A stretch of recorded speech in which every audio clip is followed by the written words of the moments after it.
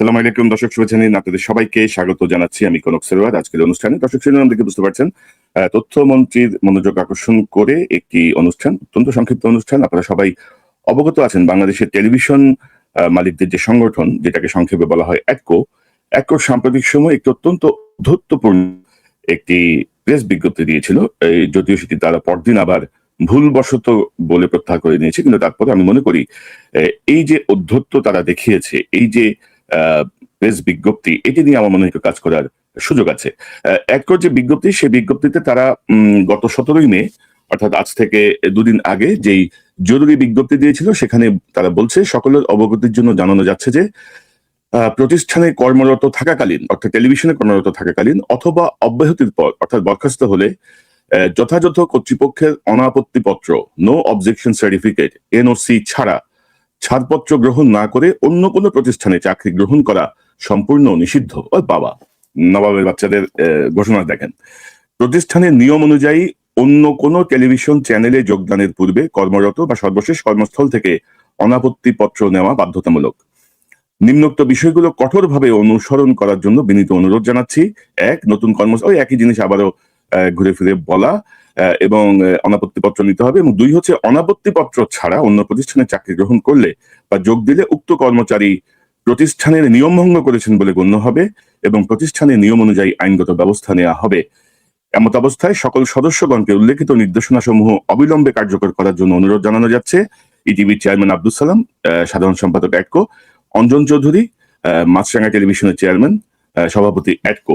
তো মানে উক্ত কর্মচারী প্রতিষ্ঠানের নিয়ম ভঙ্গ করেছেন। আরে বেটা, তোদের নিয়ম কি রে? টেলিভিশনের মালিকদের সংগঠন অ্যাটকো, টেলিভিশনে আবার কি নিয়ম আছে? সেই কোনো নিয়ম আছে টেলিভিশন? কোনো নিয়মের মধ্যে টেলিভিশন চলে বাংলাদেশে? এবং এটা নিয়ে সমালোচনা হওয়ার পরে আমি তাদের সাথে একটা ফেসবুক পোস্ট দিয়েছিলাম, এবং একটি দুটি সংগঠন দেখলাম, তাও ধরেন টেলিভিশন সাংবাদিকদের সংগঠন না, অন্য সংগঠন এটা নিয়ে প্রতিবাদ করে। এবং আমি দেখাচ্ছি আমি কি লিখেছিলাম।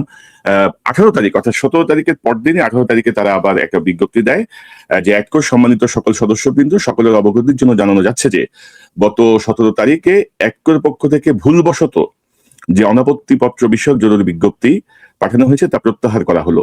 অতএব এ বিষয়ে আর কোনো জটিলতা বা প্রতিবন্ধকতা যেন সৃষ্টি না হয়, সে বিষয়ে লক্ষ্য রাখার জন্য বিনীত অনুরোধ জানাচ্ছি। সেই আব্দুল সালাম এবং অঞ্জন চৌধুরীর স্বাক্ষর। অর্থাৎ সেকেন্ড ল্যাঙ্গুয়েজটা দেখেন, মানে মানে টেলিভিশনে এরা ধরেন এক ধরনের দাস প্রথা চালু করার একটা উদ্যোগ নিয়েছিল আর কি। টেলিভিশনে তারা সাংবাদিকদেরকে তারা দাস হিসেবে ব্যবহার করবে, এমন একটা ভাব।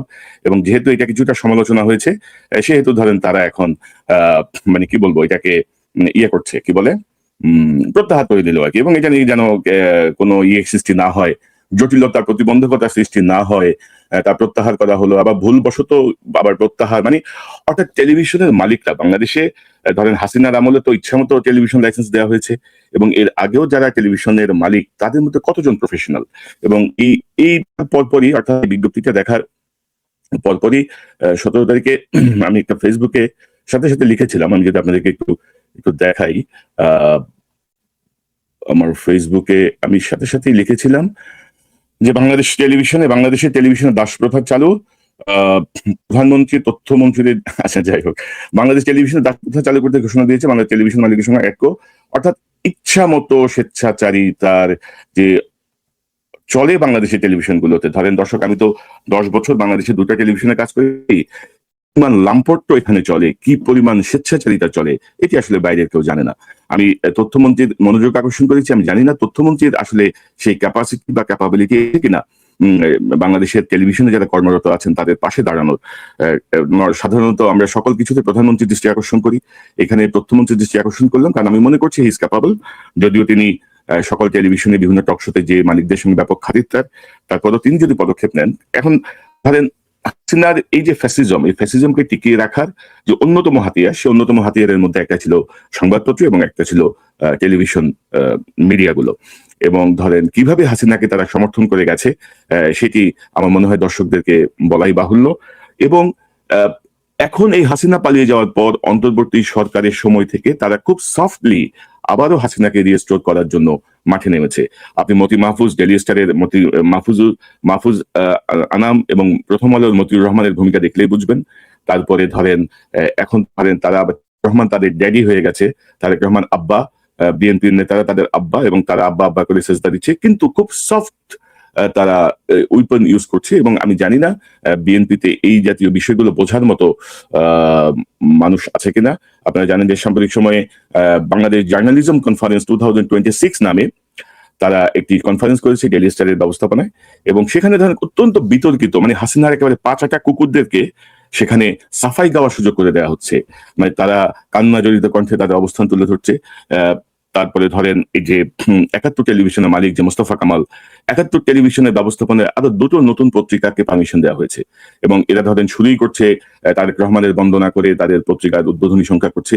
এবং আপনি জানেন যে এদের যে অতীত ভূমিকা, সেই অতীত ভূমিকার পরে আপনি তাদের হাতে আরো নতুন নতুন অস্ত্র তুলে দিচ্ছেন, এবং আপনি 6 মাস পরে তাদের কোনো বিষয় নিয়ে ধরতে যাবেন, তখন দেখবেন যে ইন্টারন্যাশনালি লোকালি সবাই আসবে গণমাধ্যমের স্বাধীনতার উপরে হস্তক্ষেপ করা হয়েছে। তো এর মধ্যে আরেক পণ্ডিত ইফতেখারুজ্জামান টিএবি, বাংলাদেশের প্রধান, যে 24 বছর ধরে একটা পদ আঁকড়ায় বসে আছে, সেও ধরেন ইউনূস সরকারের সাথে ছিল। সাংবাদিকদের কল্যাণের জন্য কোনো পদক্ষেপ তো নেয় নাই, এখন সে আবার আরেক মায়া কান্না শুরু করছে। ফ্যাসিস্টদের যে দোষক তাদের ব্যাপারে যে মামলাগুলো হয়েছে সেগুলো নিয়ে তার এখন গাল ভরা বক্তব্য আসছে। আমরা চাই না কোনো সাংবাদিক আটক থাকুক, আমরা চাই যে যে অভিযোগ, সেই অভিযোগের সপক্ষে পুলিশ তদন্ত করে অত্যন্ত দ্রুত চার্জশিট দিক। যদি অভিযুক্ত হয় তাহলে তার বিচার হবে, যদি অভিযুক্ত না হয় তাহলে তাকে ছেড়ে দিতে হবে। অর্থাৎ জামিন পাওয়া প্রত্যেকের কি বলবো সাংবিধানিক অধিকার, মৌলিক অধিকার। তো এখন টেলিভিশনগুলো আসলে কোনো বেতন কাঠামো নাই। আপনারা যদি দেখেন, একটা ছেলে বা মেয়ে ঢাকা বিশ্ববিদ্যালয় থেকে বা যে কোনো কলেজ বিশ্ববিদ্যালয় থেকে গ্রাজুয়েশনের পরে বা মাস্টার্স ডিগ্রি নেওয়ার পরে যখন টেলিভিশনে কাজ করতে যায়, তাকে অফার করে 7,000, 8,000, 10,000, 12,000 টাকা। অর্থাৎ কোনো সুনির্দিষ্ট কোনো বেতন কাঠামো কিন্তু কোনো টেলিভিশনে নাই। টেলিভিশনের মালিকের ইচ্ছায় চাকরি হবে, টেলিভিশনের মালিকের ইচ্ছায় চাকরি যাবে। টেলিভিশনের মালিক যে প্রেজেন্টারকে পছন্দ করবেন, টার্গেট করবেন, সেই প্রেজেন্টারকে হয় তার কাছে যেতেই হবে, নাহলে তার চাকরি ছেড়ে দিতে হবে। মানে অধিকাংশ ক্ষেত্রেই এই এই ঘটনাগুলো ঘটছে। কোন কোন ক্ষেত্রে কোন কোন সঙ্গীত শিল্পীর ব্যাপক প্রভাব পড়ে টেলিভিশনের উপরে। সেই শিল্পী যা বলবেন সে অনুযায়ী টেলিভিশন পরিচালিত হয়, কারণ তিনি টেলিভিশন যে মালিক বা টেলিভিশনের যে ডিরেক্টর তার বান্ধবী, তার সঙ্গে তার বিশেষ সম্পর্ক। তো এই যে পরিস্থিতি, এই পরিস্থিতিগুলোর থেকে, এই পরিস্থিতিগুলোর বহিঃপ্রকাশ হচ্ছে এই যে অধ্যত্বপূর্ণ এই অ্যাডকোর এই বিজ্ঞপ্তি। এবং টেলিভিশন প্রত্যেকটা মালিক সম্পর্কে, যতগুলো টেলিভিশন আছে প্রত্যেকটা মালিক সম্পর্কে আমার কাছে বিপুল পরিমাণ তথ্য আছে। এবং ধরেন আমি নিজে দেখেছি, আমি নিজে যখন অ্যারেস্ট হয়েছিলাম তখন এই টেলিভিশনগুলোর ভূমিকা দেখেছি, পত্রিকার ভূমিকা দেখেছি। আমাকে থামানোর জন্য যখন আমার ছোট বোনকে অ্যারেস্ট করা হয়েছিল, তখনও আমি এই টেলিভিশন এবং মিডিয়ার মালিকদের ভূমিকা দেখেছি। সো কোনো বিষয় নিয়ে কারোর প্রতি আমার বিশেষ কোনো পিতলা খাতির নাই। বাংলাদেশের পত্রিকা এবং টেলিভিশনে যে কাজ করে আসছি, আমার নিজের মেধা এবং শ্রম, মাথার ঘাম পায়ে ফেলে কাজ করে আসছি, এবং যে কাজ করছি তার মানে অর্ধেক বেতন আমি আসলে পাইনি বা দেওয়া হয়নি, দেওয়া হয় না, এটা দেওয়া হয় না। আপনি টেলিভিশন মালিকদের মধ্যে আপনি দেখবেন যে এরা লাখ লাখ টাকা ট্যাক্স ফাইল করে। এক টেলিভিশন মালিকের কথা বলি, সেই বেটা মাসে বেতন দিতে 15 লাখ টাকা। আরে তোর বেতন কেন 15 লাখ টাকা হবে? তুই কি কাজ করছ? টেলিভিশনের মালিক, তুই সিইও, তোর বেতন 15 লাখ টাকা। অর্থাৎ প্রত্যেকটা টেলিভিশনের সর্বনিম্ন কর্মচারীর বেতন আর সর্বোচ্চ পর্যায়ের যিনি আছেন তার বেতনের কত পার্সেন্ট গ্যাপ সেটি নির্ধারণ করতে হবে। আপনারা পত্রিকার জন্য ওয়েজ বোর্ড দিচ্ছেন, পত্রিকাগুলো সেটি মানছে কিনা? মানে আসলে বিএনপির এই সরকারটা হচ্ছে একটা সংস্কারের সরকার, এবং এই সংস্কার যদি আপনি মিডিয়াকে যদি হাত না দেন, তাহলে দেখবেন যে মিডিয়া আবার কিভাবে ভোল পাল্টায়, মিডিয়ার মালিকদের নির্দেশনায় কিভাবে মিডিয়া কাজ করে। ধরেন আমরা যে 17 বছর কাজ করেছি, আমাদের সহযোগী কারা ছিল? আমাদের সহযোগী ছিল বিভিন্ন পত্রিকা এবং টেলিভিশনের যারা জুনিয়র সাংবাদিক, মিড লেভেলের সাংবাদিক, তারাই আমাদের সহযোগী ছিল। কারণ তারা বলতো যে ভাই, মালিক এটা দিতে দিবে না, আমার সিএনএ এটা করতে দিবে না, আমার হেড অফ নিউজ এটা অ্যালাউ করবে না, আমার ডিরেক্টর নিউজ এটা অ্যালাউ করবে না, ভাই এটা আপনার কাছে পাঠায় না, আপনারা দেখেন কিছু করতে পারেন কিনা।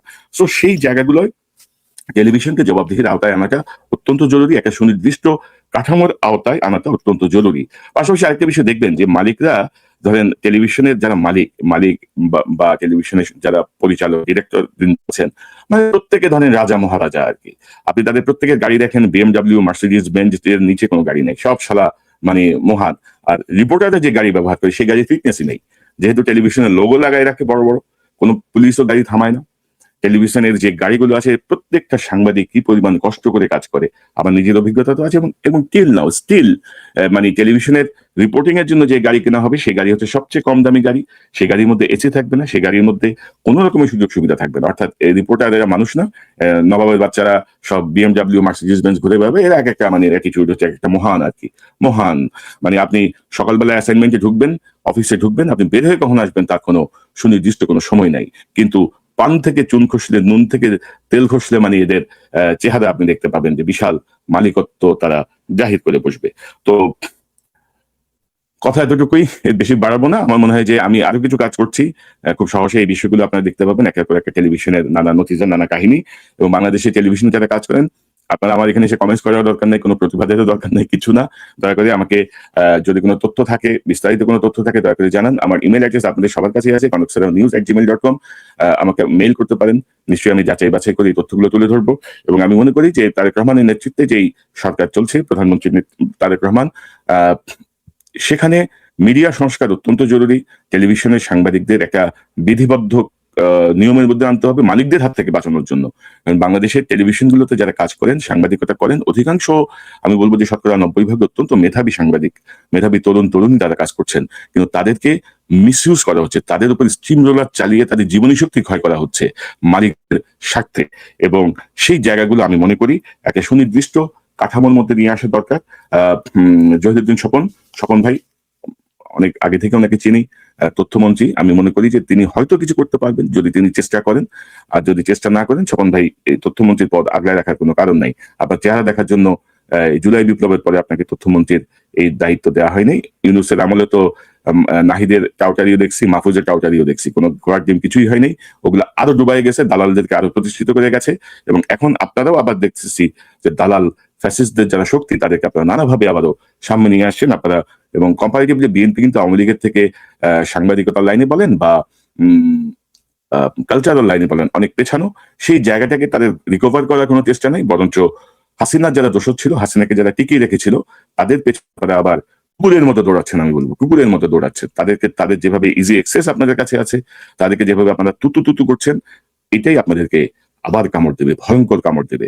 সেই কামড়ে কোথায় পালাবেন সেইটাও ঠিক করতে পারবেন না। এখনো বলছি, অনুরোধ করছি যে পত্রিকা এবং টেলিভিশনের ব্যাপারে আরেকটু সিরিয়াস হন। টেলিভিশনের কোনো ওয়েস্টবোর্ড নাই, টেলিভিশনের সাংবাদিকদেরকে রক্ষা করুন। এই যে একর এই বিজ্ঞপ্তির পরে আপনারা বুঝতে পারছেন নিশ্চয়ই যে মালিকরা নিজেদেরকে কি মনে করে, কি নবাবের বাচ্চা মনে করে, কি জমিদারের বাচ্চা মনে করে। এরা একেবারে দণ্ডমন্ডের কর্তা হয়ে বসে আছে, বিধাতা হয়ে বসে আছে। এদেরকে নিয়ন্ত্রণ করা অত্যন্ত জরুরি।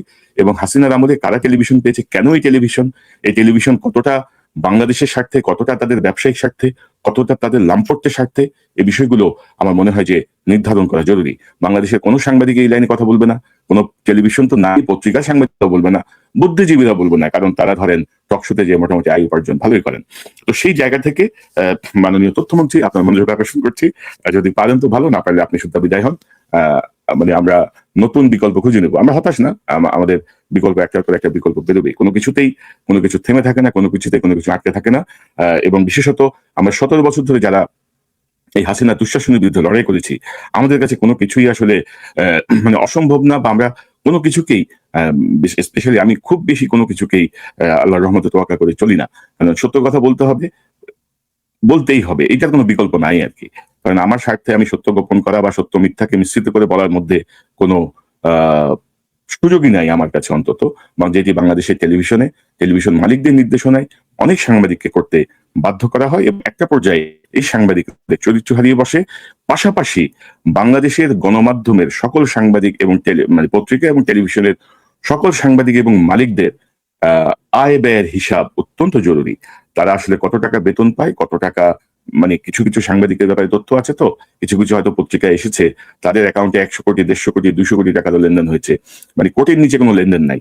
তো এই জায়গাগুলো নিয়ন্ত্রণ করা জরুরি যদি আমরা সত্যিকারের একটি শক্তিশালী গণতন্ত্র বা সুশাসন প্রতিষ্ঠা করতে চাই, যেটাকে বলা হয় যে রাষ্ট্রের ফিফথ স্টেট। সেই জায়গাটা সাংবাদিকদের, এই মিডিয়ার জায়গাটাকে আমার মনে হয় একটা জবাবদিহির আওতায় যেমন আনা উচিত সাংবাদিকদেরকে, তেমনি মিডিয়ার মালিকদেরকে প্রথমে জবাবদিহির আওতায় আনতে হবে। সাংবাদিকদের, মানে আমি তো বললাম যে শতকরা 90% সাংবাদিক সঠিক পথেই আছেন, 10%-এর নানা গোলযোগ আছে এবং তারাও মালিক পক্ষেরই লোক হিসেবে এই অনিয়ম করেন। মাননীয় তথ্যমন্ত্রী, আশা করি আপনি বিষয়টি গুরুত্ব সহকারে দেখবেন। এমন কোনো পরিস্থিতি তৈরি হবে না যাতে আপনাকে সরানোর জন্য আমাদেরকে কথা বলতে হয়, কারণ অত্যন্ত দ্রুত গতিতে এইসব সিদ্ধান্ত নিতে হবে। পিঠ খাওয়াজানির সময় নাই, আপনার একটি টকশোতে ডাকলো, কে আপনার ভাই, কে আপনার বন্ধু, এগুলো দেখার সুযোগ নাই। দয়া করে মন্ত্রী হিসেবে যে দায়িত্বে বসেছেন সে দায়িত্ব থেকে ইতিবাচক কিছু করে যাওয়ার চেষ্টা করুন এবং একর এই পর্ষদকে ডাকুন। কোন পণ্ডিতের মাথা থেকে এই জাতীয় অডাসিয়াস ঘোষণা দেওয়ার সাহস তারা পেল, কার প্রস্তাবনা ছিল এটা, সেটিকে আইডেন্টিফাই করুন। আপনি কিছু করতে না পারলে দয়া করে জানান, আমরা ব্যবস্থা করতেছি, কারে কি করতে হবে আমরা এটা দেখতেছি। কারণ বাংলাদেশের ভাই 20টা বছর বাংলাদেশের সাংবাদিকতা করে আসছি, এরপরে এই ইউটিউব প্ল্যাটফর্মকে আমার সাংবাদিকতার কাজে আমি ব্যবহার করছি। সো সাংবাদিকতা আমার রক্তের মধ্যে ঢুকে যাওয়া একটা প্রফেশন, একটা পেশা।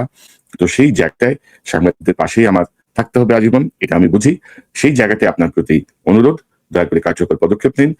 প্রধানমন্ত্রীকে যেন হস্তক্ষেপ করতে না হয়, আপনি আপনার মতো করে হস্তক্ষেপ করুন, নিয়ন্ত্রণ করুন। আশা করি এর আমি যা বললাম এর গুরুত্ব আপনি অনুধাবন করার মতো মেধা এবং যোগ্যতা আপনার আছে এবং আপনি সেটি অনুধাবন করতে সক্ষম।